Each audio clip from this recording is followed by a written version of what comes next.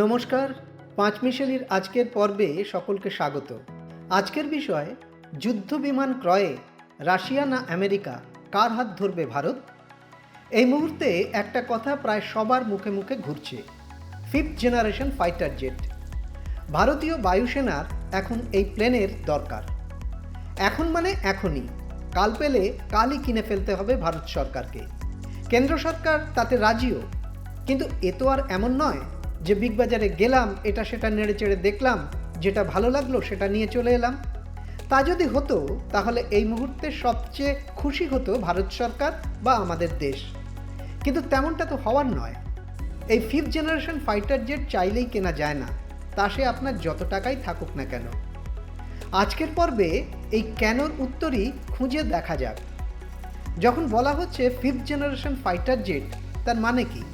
এই fifth generation ব্যাপারটাই বা কী? আচ্ছা, ফিফথ জেনারেশন যখন বলা হচ্ছে, তাহলে কি তার আগে first, second, third, fourth generation fighter jet বলে কিছু ছিল? উত্তর হ্যাঁ, ছিল। সে দ্বিতীয় বিশ্বযুদ্ধের সময় থেকেই বিভিন্ন দেশের বিমান বাহিনীতে যেসব বিমান ছিল তাদের এই ফার্স্ট, সেকেন্ড, থার্ড এবং ফোর্থ জেনারেশনের প্লেন বলে চিহ্নিত করা হয়। প্রতিটা জেনারেশনের বিমানেই কিছু আলাদা বৈশিষ্ট্য থাকে, আর জেনারেশন যত এগিয়েছে ততই এই ফাইটার জেটের সব কিছু বদলেছে, মানে উন্নত হয়েছে। এই উন্নতি যেমন ব্যবহারিক দিক থেকে হয়েছে, তেমনি প্রযুক্তিগত দিক থেকেও হয়েছে। সারা বিশ্বেই এখন ফোর্থ জেনারেশন পেরিয়ে ফিফথ জেনারেশন ফাইটার জেট নিয়ে কাজ হচ্ছে। নিজেদের শক্তি বাড়াতে প্রত্যেকেই এই ফিফথ জেনারেশন বিমান পেতে চাইছে। এই ফিফথ জেনারেশন জেটের মধ্যে আবার সামনের সারিতে রয়েছে রাশিয়া এবং আমেরিকা। এই দুই দেশের ফিফথ জেনারেশন প্লেন নিয়েই এখন বিশ্বজুড়ে চর্চা চলছে। ভারতে তা আরও বেশি, কারণ ভারতীয় বিমান বাহিনীতে এই ফিফথ জেনারেশন ফাইটার জেটের খুবই প্রয়োজন। খুব মানে খুবই। যত দ্রুত সম্ভব এই বিমান ভারত না পেলে তার বায়ুসেনা বাহিনী প্রায় অকেজো হয়ে পড়বে, দুর্বল হয়ে পড়বে। ফার্স্ট জেনারেশনের ফাইটার জেটে মূলত দু ধরনের সুবিধে ছিল। এক, সাধারণ ম্যানুভারিং ক্ষমতা, মানে ধরুন আপনার প্লেন সোজা যাচ্ছে, অপর দিক থেকে শত্রুপক্ষ তাকে টার্গেট করেছে, তাহলে সে একটু নিজেকে পাশ কাটিয়ে চলে যেতে পারত। আর দুই, সেই বিমান থেকে সরাসরি বা ডাইরেক্ট গানশট করার সুবিধে ছিল, মানে পাইলট টার্গেট ঠিক করে তাকে গুলি করতে পারত।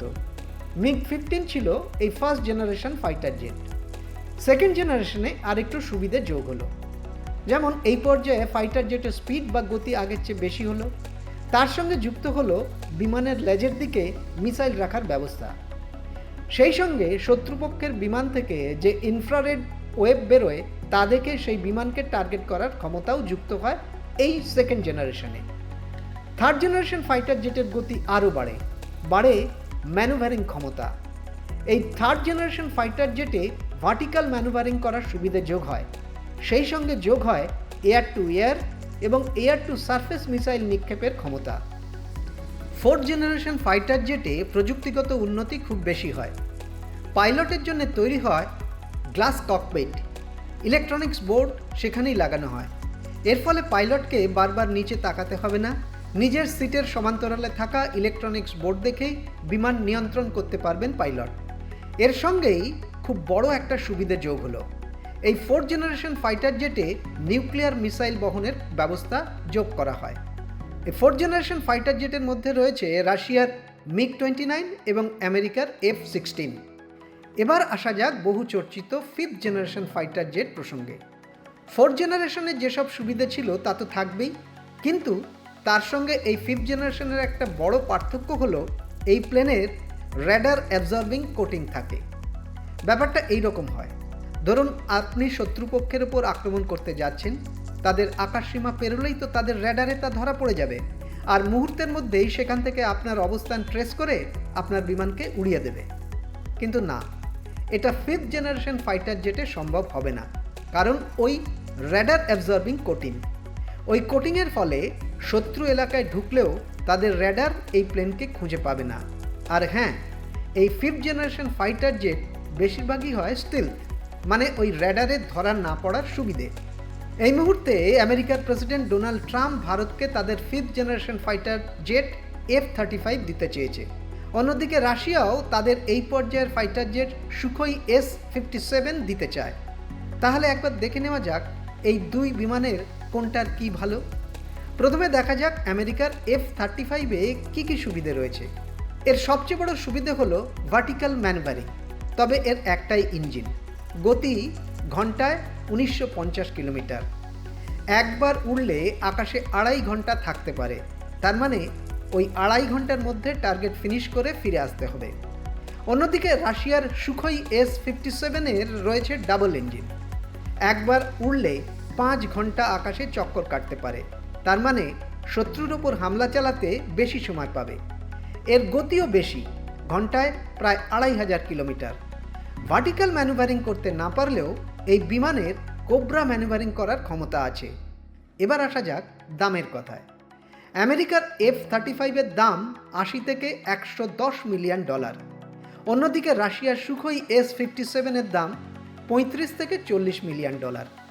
এবার এই রাশিয়া এবং আমেরিকা সম্পর্কে কিছু কথা বলে নেওয়া যায়।